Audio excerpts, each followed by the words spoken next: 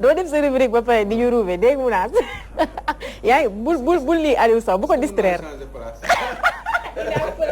Charles Aliou Sow n'est pas en sécurité. est-ce que mën naa changer place parce que. mi ngi noonu daal sa sécurité mi ngi en jeu te Charles dafa war a veiller ci loolu bu baax a baax a baax. dañuy daal di commencer daal def li nga xamante ni dañ koy def chaque ba tey jukki li nga xamante ni moo gën a fës ci suñu ay journaux tey Aliou Sow ñu daal di choisir Walf Quotidien ak Libération ak itam ñi di Source A ak it Sud Quotidien. ñu commencé ko comme d'habitude ak Walf Quotidien ñoom tey ñu daal di fësal ci seen une loo xamante ni wax dëgg yàlla dina lu am solo la muy infertilité le supplice des femmes sans enfants muy jigéen ñi nga xamante ni dañoo jaasir lañ ko mën a tuddee mënuñoo am doom moo ay jafe-jafe yu métti yoo xamante ni dañ koy dund ci ay seen i ay néegu sëy te amuñu fenn fuñ ko waxee kenn ci ñoom daal di ne moom lenn rek la am envie mooy daal di xaru ndax métti ci nga xamante ni mu ngi koy dund ci ñàkkuma doom boobu noonu lee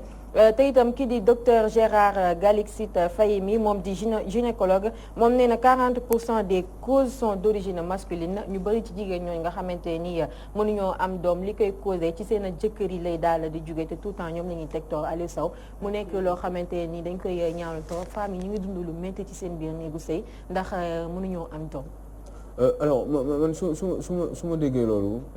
immédiatement sama xel day nekk quand xaw ma ndax yéen yaa ngi koy fàttaliku. mais ñun bi ñu nekkee xale da ngay gis maire yi dama daan dégg maire yi di waxtaan.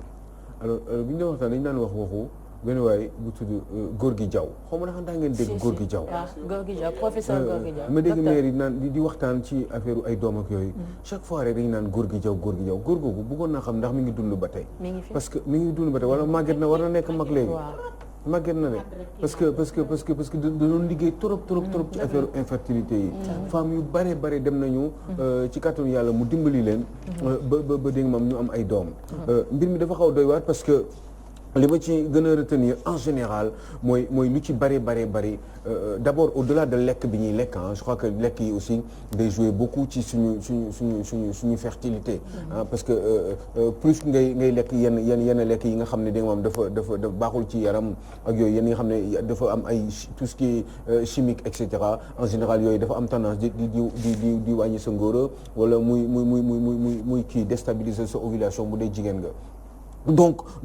kooku loolu je crois que am na solo trop mais ci nutrition bi aussi war nañ bàyyi xel trop ci li ñuy lekk en général nutritionniste yi war nañ di gën a jox conseil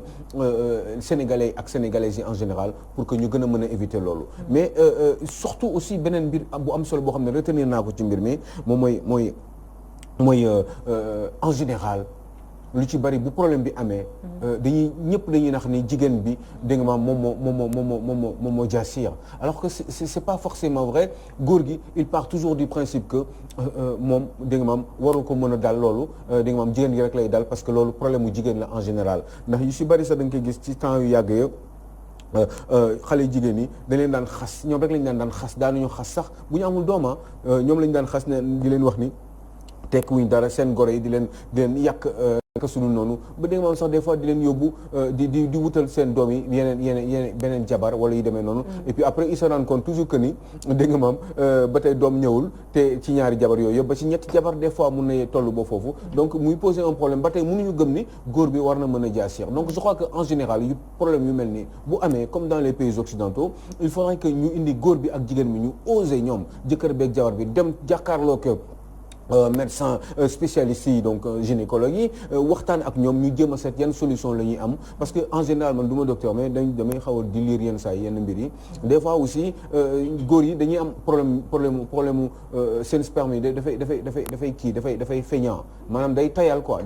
yegg ci ovulation bi donc yooyu day poser un problème te ñoom des fois dañuy taxaw ñu ne du ñoom jigéen bi kese la alors que jigéen bi dafa taxaw pour xaar te en général lu ci bare sax très honnêtement ci information yi may am ak ñi may waxtaanal ñu ci bari ci en général ci góor yi la. bon maintenant après il faut que góor yi ñuy oser aussi di ànd ak seen i jabar seen i soxna yi di dem ci béréb yooyu ñu faj leen ñu jéem a def diagnostic bi xool origine problème bi fan la nekk et puis jëm ci trouver ay solutions. boobu di profiter encore une fois di ziar ce monsieur là Gorgui Diaw que je ne vois plus que je n'entends plus depuis une trentaine d'années mais dama daan dégg ci moom dafa doon résonner sama nopp. ce monsieur là Gorgui Diaw dem leen seeti Gorgui Diaw hôpital principal yàlla na ko ne di gudd fan. et puis moom kattan et puis li mu am ci xam-xam te daan ci dimbali ay doomu aadama dégg nga mu mën ko moom Gorgui Diaw mu mën ko transmettre j'espère que transmettre nag am na ñu jot a jël expérience boobu mu amoon ak xam-xam boobu mu amoon ci wàllum gynécologie donc surtout par rapport aux femmes. voilà donc je crois que il faut moom Gorgui Diaw ñu ngi koy vraiment ziar ce monsieur là parce que ñu bëri ñoo xamante nii dañoo amoon problème mu am doom côté góor comme côté jigéen ñu ci bëri moom daal dina leen dimbali faj leen ba ñu am doom mais ci faj boobu noonu Aliou Sow li ñu remarqué mooy li nga xamante nii mooy traitement bi nit ñi war a def surtout du côté de la femme pour am doom c'est excessivement cher di nga gis médicament boo xamante ni dafay jar ba 800 000 francs ci biir traitement boobu noonu du coup il te faut ay 2 millions voire plus pour nga def traitement boo xamante ni bu ci yàlla andee bien sûr nga daal di mën a fertile daal di am doom est-ce que aussi état du Sénégal warul mën a subventionner li nga xamante ni mooy traitement boobu noonu le pour que mu accessible ci femmes yi parce que 2 millions voire plus dafa bëri. je pense que yu demee noonu bon vraiment man samay référence toujours chez les pays occidentaux ci wàllu solidarité médicale. en général yu mel noonu man je pense que ni dañ leen war a jàppale mu doon loo xam ne dañ koy def à titre gratuit waruñu di ko jaay surtout que loolu barewul sax ñi boo ko comptabiliser sénégalaises yi le nombre de femmes à peu près 8 à 9 millions de sénégalaises ñoom ñoo nekk ci 15 millions de sénégalais donc amul sax à peu près je ne pense pas que war na am une vingtaine de milliers de femmes yoo xam ne dañu am ce problème là donc waroon nañ leen mën a defal mbir mi di diagnostic bi gratuitement bu fekkee ni parce que lu jigéen yi aussi kese Fatou il faudrait que qu'on s'en rende compte góor yi aussi bu ñu amee problème ñu jéem a xool nan lañ koy defee mais surtout ñu def gratuité bi par rapport ak jigéen parce que ordonnance 800 000 francs dëkk boo xam ne di nga reyante ba weer bi dee doo am fukki junni xaw ma loolu noo koy lijjante donc je crois que ci wàllu solidarité et puis jéem a seet nan la ñuy négocier avec dans le cadre de la coopération internationale nan la ñuy mën leen jàppale comme dëkk tubaab yi am na ñuy demee noonu ñu jéem a xool nan la ñuy def benn système donnant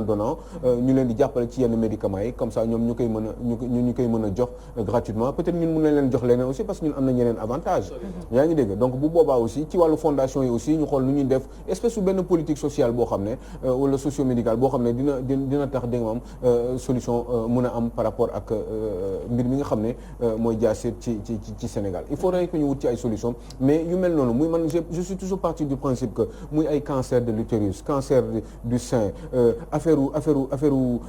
jaasir yu demee noonu je crois que dañ ko war a def comme ni ñu defee ci affaire sida bi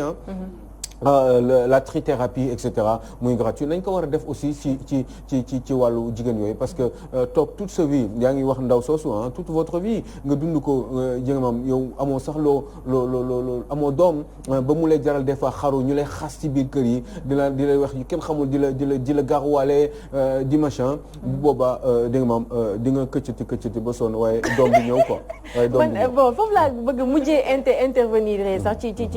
ci sujet bi bu dee ñeneen ñi am nañ luñ ci wax mooy est-ce que aussi finalité sëy c'est vrai que am doom neex na trop mais est-ce que am doom bi mooy finalité ba war a mën a tax sëy bu amee bu fa doom amulee rek ñu daal di jël sëy bi bëgg ci sotti kaani sotti si poobar dootul neex je pense que sëy war na mën a neex même bu fekkente ni amoo leen doom ngeen sëy bu normal benn problème bañ cee am voilà neex na trop amunaas neex na trop nga sëy am ci doom loolu la ñëpp di ñaan yàlla parce que kenn ñaanu dund ba dee te doo am bant boo xamante ne dinañ la ko xoolee mais nekkul benn contrat bi nga xamante ne tam da nga ko signé ak sa borom kër ne bu ñu xaatimee ba pare bu ñu mayee rek forcément dañuy am doom mbiru suñu borom la ku ci nekk bëgg nga koo am mais dañuy ñaan yàlla rek sabablu am na ñoo xamante ni dund nañ ba dee amuñu doom mais am na ñoo xamante ni aussi am nañ doom mais ñi naan am na nuñ koy waxee jur doom mu yara dal voilà donc am doom te voilà donc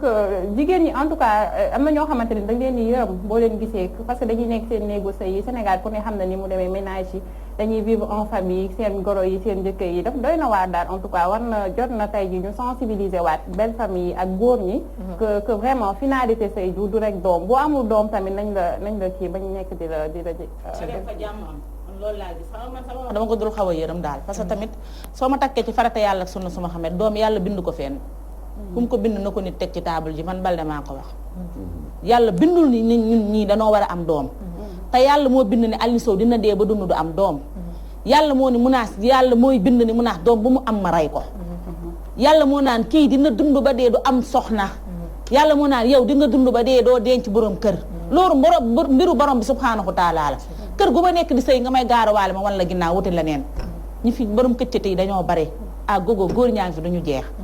jéeg bu nekk ci kër ñu lay sonal di la gaarawaale naan la amoo doom wan leen doo nga dem doom mbiru borom bi subhaanahu wa taala la mindaafon ka lay fajak médecin baak gynéco bi joxu la ko yàlla moo la koy jox kon nañu wakkirlu ci yàlla mbiru doom moom beneen dimension la mais pas nit ku ma ci ñaawal wala nga gaarawaale damay dem bàyyi la d'abord mais du ma am lu ma ci ñu ngi leen di bàyyi xel bu baax ñoom ñi nga xamante ñu ngi dund problème boobu yëpp di ñaan rek yàlla daal di leen teggil jafe-jafe yooyu ñuy dund ñu am ay tout tànk yu baax incha allah. moi je dis bravo à Walf Quotidien ñoom fu ñuy fëlee des fois. ñi ngi intéressé wu bien quoi voilà pendant que ñuy wax ak troisième mandat ku nekk di wax ñi ngi wax ci li nga xam ne